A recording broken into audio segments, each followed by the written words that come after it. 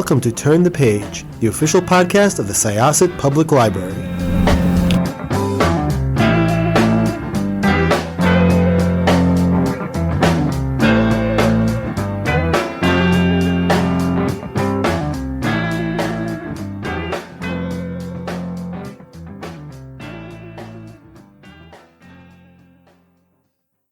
Hi, everybody. This is Barney Levantino at Syosset Library. Welcome to another edition of Turn the Page. Today, I am happy to be joined by Mark Greaney, best-selling author of the Gray Man series. And just out is the 10th in the series. The title is Relentless. Mr. Greaney, welcome. Thank you for joining us. Thanks for having me, Barney. I appreciate it. We appreciate your time. The Gray Man series have been out for a while. This is the 10th installment. And for our readers who are not necessarily familiar with the series, tell us a little bit about the Gray Man. Yeah, so the Gray Man is a guy named Court Gentry, who is a former CIA paramilitary operations officer. And as the series has progressed, he was on the run from the CIA, and now he's back working with them in kind of a contract capacity. So he is he's a guy with a really strong moral code. I'd say his moral compass doesn't point true north because he works as an assassin part of the time, but he only sort of does jobs that he thinks are righteous, and he is kind of enslaved by his strong sense of right or wrong. You know, it's funny that you mentioned his moral compass. That was one of the first notes that I wrote about Court. And as a writer, what is the challenge and how do you overcome the challenge of making an assassin into a likable character? That's a good question. I've instilled in him a lot of vulnerability. He only became an assassin after the CIA turned on him for reasons he did not understand. And he was basically off grid, living in hiding. And to make ends meet, he decided he would do operations for a handler. And along the way, he realized he only wanted to do operations that he believed in, that he thought were right. He considers himself a patriot, even though at certain points in the series, the U.S. has not returned the affection towards him. So he really is trying to do what he thinks is right for America and right for the world. Even though he does it via a gun or a knife sometimes. Mm-hmm. The first 4 or 5 books in the series really talk about his journey back in from the cold, if you would. He kind of had been, without giving too much away, had been betrayed and was out in the cold, and he found his way back. And that's where you point out that he kind of worked his way back in as a off the books worker now for the CIA again. Relentless takes him to some new places, and talk about the story in Relentless a little bit. Yeah, so this book opens up with Court in a medical facility because he due to some injuries that happened in the last book, and he is yanked out of there against the advice of the doctors by his overlords and thrown back out into the field before he's ready because another operative in the same program he's in has been captured in Caracas, and they need Court to go do the job that this guy was doing. Another agent in the same program, it's a program called Poison Apple in the CIA, her name is Zoya Zakharova. She's in Berlin infiltrating a private intelligence concern that the CIA is very suspicious of. So there's this international conspiracy that the three of them have to unravel throughout the book, and that doesn't give away too much. I will add, though, that even though this is book 10 in the series, you can pick up book 10 as your first book and jump right into the action. You don't have to read them in any sort of order. Yeah, actually, I kind of immersed myself in the last couple of weeks. I hadn't read the books in a while, and I knew we were going to be doing this, so I kind of went back, and I've been living in Court's world for the last couple of weeks. I went from 1 to 10, And one thing that Wow. struck me, yeah, it was different. I was walking around, looking around, make sure I wasn't being followed and all that. One thing that struck me is the very compressed timeline of these books. There's very, very little time that elapses between each book, and at some point you need to give Court a vacation here because he's like nonstop. Yeah, yeah. If there is a vacation, it happens between the books, and it's probably not mentioned. Yeah, you're right. The first book, The Gray Man, virtually the whole story takes place in a 3-day period, Mhm. and some of the other ones, it's a week or 10 days or something like that. I just think that lends itself to that the action and the ticking clock of the story. Absolutely. You mentioned Zoya, and she plays a very, very significant role in several of the books, in this one in particular, and her history, in fact, kind of comes back and becomes a big plot point in this book. Um, Talk a little bit, if you would, about Zoya's relationship to Court and kind of how she's changed him a little bit over the course of time. Well, Zoya Zakharova is a former Russian foreign intelligence officer, not terribly unlike Court, who's former CIA officer in Ground Branch. And she was burned by her agency, just as Court was by his. She has a lot of skills, as does he. She has a lot of skills he does not have, and he has some skills that she does not have. So I think they're kind of an interesting foil. That there is a love affair between them, but it is rooted in what I perceive to be realism, considering their jobs. There's lots of mistrust, as that one might find themselves being mistrustful of someone who officially came from the other side, and just living in this world, you don't survive by trusting people. So I think she's an interesting character to write, and she's fun to, your question was, how has she changed Court?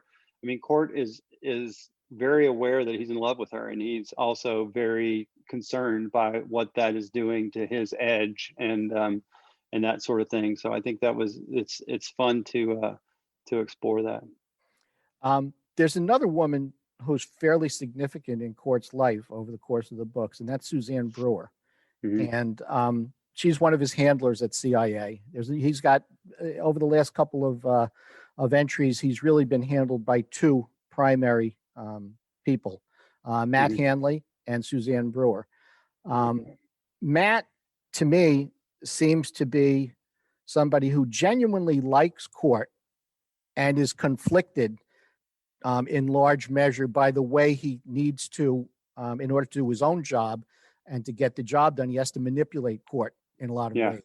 Yeah. But he's definitely conflicted about it, I think. Yeah.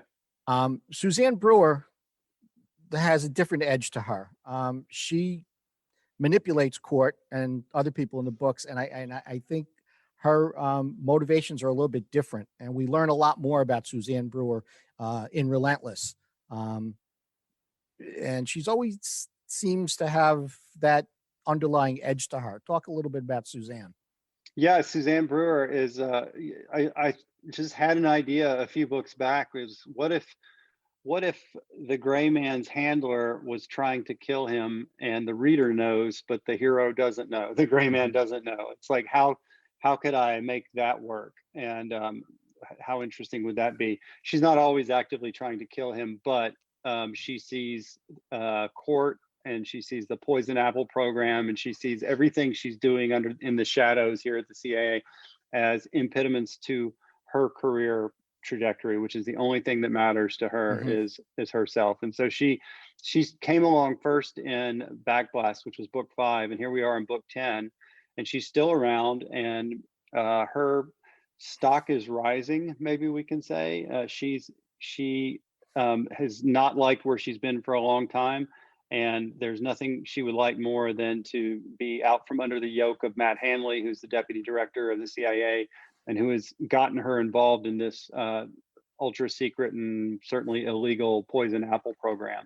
And she sees Court and Zoya and Zach as impediments to her career. It is interesting. I again, in one of my notes, I was talking about how as the reader is going through the stories, understanding the motivations of the handlers and what they're doing behind the scenes really makes the stories move along and more interesting rather than just seeing what's going on to an agent in the field. So that's a neat little way to present that. Okay. The Gray Man, we call him the Gray Man, and it refers to, I guess, Court's abilities to get into the shadows and get in and out of places without people knowing him. But I think also on another level, the Gray Man refers really to his world. He's kind of half in and half out. He's living Yeah. in the shadows, and he's doing things that a lot of us would find questionable. So his whole world is kind of gray, and it's an interesting place where he lives. Yeah, you're exactly right. I am less interested in people wearing white hats and black hats in these types of stories. I grew up reading Jean Le Carré and people like that, where the good guys, there are times you root against the good guys for one reason or another, and they're the bad guys. It's always important to me. I don't want people to identify with the villains, of course, but at the same time, I want the villain's motivation to make sense to the villain, and the reader to feel that. I don't want the reader to get behind the despot in Syria or something like that. But when you're in his point of view in the book, I want you to believe that he believes. We're all heroes of our own story, right? So there's a lot of gray areas in this type of a story, and that's another aspect of the Gray Man, not just the fact that he is low profile. Yeah, and he's not a robot. He himself recognizes that there's a lot of conflict internally in what he's doing, and he's at times ambivalent, if you would, about one of some of the things that he's asked to do and that he needs to do. So it really makes for an interesting character. You mentioned actually point of view, and that was another thing I was going to bring up. That I think it was the last book, 1 Minute Out, was written first person. Why the change, and how did that affect the way you wrote the story? Well, Court is best when you are understanding his thought processes. I think that's really interesting when you understand what he's thinking, what his concerns are in any situation, and then you understand his tradecraft from like an internal level. And there's three ways you can express that as the writer. You can have it in the narration, where it's like, he was worried about this because of this reason, and he thought that this might work, but he didn't know if this happened. That's kind of the lazy way of doing it. You can do it some, but you can't do too much of it. You can do it in the dialogue, where he's playing off of other characters, where he's talking to Zach or Zoya or one of the other main characters, Matt, and talking about what needs to happen or what his concerns are. The other way you can do it is be inside his brain and do first person. So it's always been important to me that none of these books are cookie cutter versions of the previous. I don't have a template for writing these. I want them to be different. And in 1 Minute Out, the previous book, at least in the first half of the story, Court is very much a solo act. He's by himself virtually all the time. And as I was kind of coming up with that idea, I thought, well, he's got nobody to play off of here. So it's going to be me as the narrator going, well, the reason he doesn't shoot dogs is because this, and the reason he wants to go after this guy is because of this. And then I thought, or I could just have it in first person present, where you, the reader, are right there inside his brain as he's going through those things. I'm happy I did it that way. I don't know that I'll do it again. It was specific to that story. This book, Relentless, is back in third person. Did you find it to be a more difficult way to write the story, writing it in that fashion? No, not. I mean, once you got started, it was fine. And in fact, when I started this one, Relentless, I wanted to write it in first person, like just automatically. Even though I'd written a book in between, finishing 1 Minute Out and Relentless.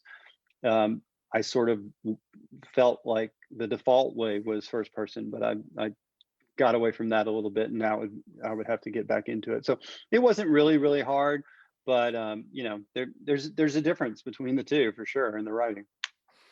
And in the reading as well, it definitely changes the way the story flows and how you approach it as a reader. Yeah. You've had an interesting career to this point, and I have to touch on it since I have a chance to talk to you.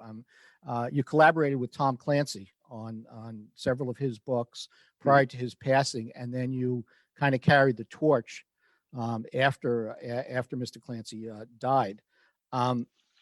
As a writer, jumping into a universe created by somebody else, what are the challenges there for you in terms of writing in that universe and moving stories along on your own as well, without really compromising what the creator initially had done? Well, the first and biggest challenge was just the intimidation of doing it, and realizing, like I was so sure, I was so scared at first that I wasn't ready for this.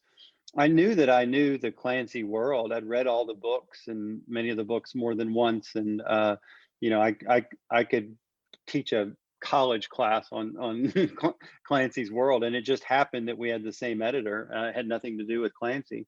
And then once he was looking for another co-author, they thought of me, and I realized that I wasn't going to try and write like Tom Clancy. I was going to, do what I needed to do to help the books. And then once he passed away, I decided again, I wasn't going to try and turn them in, like write a Tom Clancy novel, but I wanted to be a good steward for these characters, Jack Ryan and John Clark and Dane Chavez and Kathy Ryan and the Foleys and all these different characters.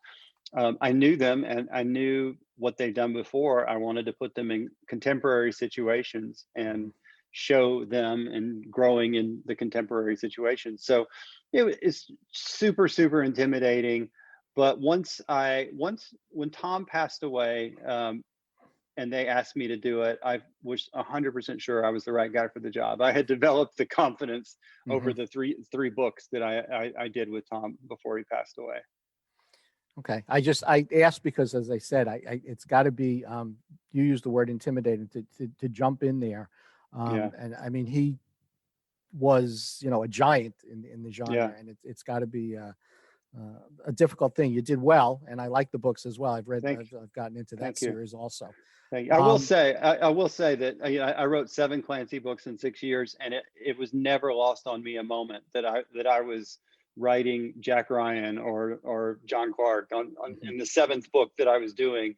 I was still just marveling at the fact that I got to come up with stories involving Chavez and Clark and that sort of stuff. It never became this just another day at the office for me. It was always, amazing that I had that opportunity. The title, Relentless, it struck me as I was reading it and as I got to the end of the book, and without giving too much away, just as we talk about the Gray Man describes not only Court Gentry, but also his world, Relentless kind of says to me a little bit more about his world in terms of Court's approach to dealing with the problems that he faces, and also the manner in which the world comes at him and the problems that he has dealt with. So it describes Court as well as his world, and Relentless again presents some serious challenges to Court. And again, without giving much away at the end of the book, he finds himself once again in a fairly serious pickle. Tough life he lives. Yeah, that's a really good observation. I mean, Relentless is the grit at which he goes about his job, but Relentless is also the way that the sling, the arrows come in at him from so many different angles. And in this book, he's not just threatened by bullets whizzing past him or baseball bats swinging his way. He's threatened by, he has this medical issue that he has to manage and deal with at the time. He has his love for Zoya and how that threatens to push him off mission and do the job that he wants to do and not the job that he's asked to do. And then the deeper, this is probably my most straight up espionage novel out of all the Gray Man books. There's just a lot of intrigue, a lot of double crosses, a lot of triple crosses. And it hopefully has a kind of a Cold War spy novel feel to it. And that was by design. And that was just this relentless, this there's just a lot of actors. There's a lot of bad guys in this one, and they're all gunning for him. So yeah, And they just keep coming. yeah, exactly. I'm going to shift gears a little bit right now, and over the years, I've read a number of thrillers where the plot line involved various terrorist groups trying to introduce some crazy virus into the world and impacting things. We're now living almost a year through this pandemic. And my question for you, and I've discussed it with other writers recently, how has that impacted you in terms of how you write, and whether it's gotten to the point where real life events change the way you can present things in your book? Like, you need to present plot lines that are relatable and realistic. And we're living through this crazy time. Has it impacted the way you're doing your work and any of the stories that you're planning for the future? Yeah, a year ago, or I guess a little less than a year ago, once kind of the world shut down, as it were, in, let's say, March, I was reading a thriller author, and he was talking about, he was wrestling whether to put COVID in the novel that he was working on. And I have to be totally honest, at the time I was going like, is this guy an idiot? Of course you shouldn't put that in there. It'll root you to that one point in time. Anytime someone reads a story, it roots them to this one specific point in time. And then here we are a year later, and I'm the idiot for thinking that, because this has turned into something that's going to have long effects, and probably change some aspects of life. So there would have been nothing wrong with me having COVID in Relentless. It's not in Relentless. I'd started it beforehand, and I didn't want to put it in there just as like a prop. It would sort of need to be something about the story, I think, for it to be relevant. But I don't like to, use actual U.S. president's name, because if somebody reads this book 15 years from now, it's a different president, blah, blah, blah. I do a lot of current event stuff in this book, like the United Arab Emirates and Iran and the war in Yemen and all these sorts of things. And that roots you a little bit to this time, but those are sort of things that could be going on for years and years and years. COVID is a little bit different. It's just the unknown.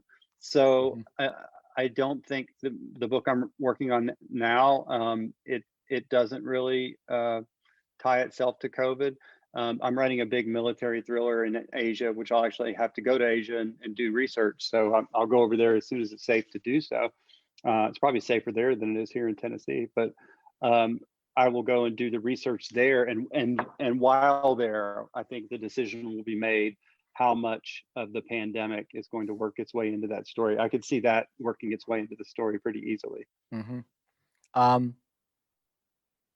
Where will we see Court heading down the future? Well, the book I'm working on now, which is book 11 in the series, there's two timelines in the story. One goes back about 12 years in the past, when Court joins this paramilitary operations unit, CIA ground branch group called Task Force Gulf Sierra, which becomes known as the Goon Squad.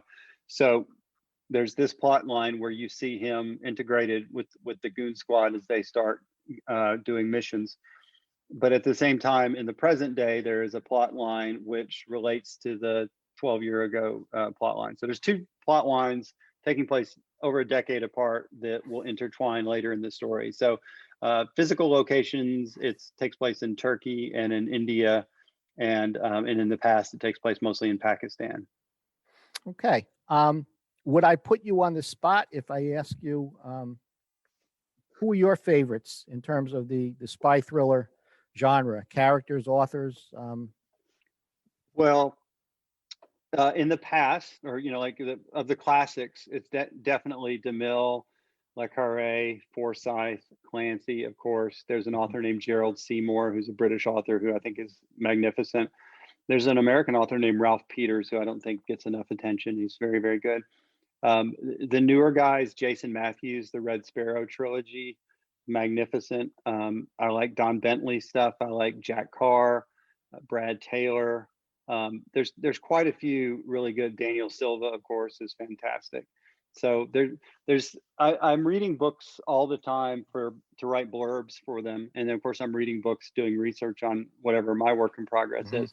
So I don't get a lot of time just to pick up a novel and see what I think of it. But things are suggested to me, or I'm blurbing a novel and I come across really really good stuff here and there, and I'm glad that I still enjoy reading in the genre. Well, I love reading in the genre, which is why I was absolutely thrilled when the opportunity came to speak with you. Again, I've been a fan of this series in particular since the beginning. Thank you. I will tell our readers here, the title is Relentless. It, along with the rest of the Gray Man series, are available here at the library. I recommend it wholeheartedly. It's a great series. Again, you can pick it up anywhere through the series and you'll be fine, but they're all here. I recommend them. Mr. Greany, thank you so much for joining us. It's been a pleasure to speak to you. I'm looking forward to the next one, and keep them coming. Thanks a lot, Barney. I enjoyed talking to you. Thank you so much. Take care. You too. Bye-bye. Bye-bye.